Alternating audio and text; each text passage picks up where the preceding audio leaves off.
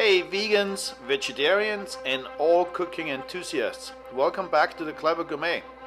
Hope you all had an amazing week and even more exciting food. Today we are making vegan shepherd's pie. I will say this is a little bit more labor intensive, but it is so good and well worth the time and effort.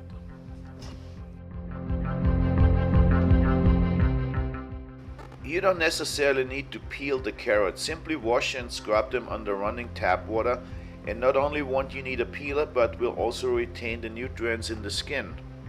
Win-win!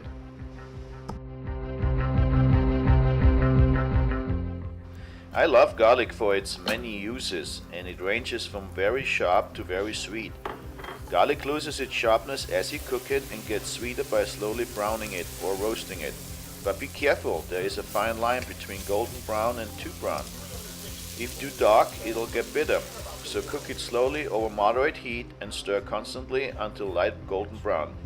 And remember, it will keep cooking even if you cut the heat. Best to add other ingredients just as the garlic reaches the right color. My body's like a wave breaking to the sea. She says everything seems strange, locked behind the years. But life is ours to find, and the days at night. The filling and the mashed potatoes should be equal parts, meaning if you have 2 inches of filling, you should have about 2 inches of mashed potatoes. Also, don't skimp on the cheese, really important. For extra rich flavor, place some vegan butter curls on top of mashed potatoes just before baking.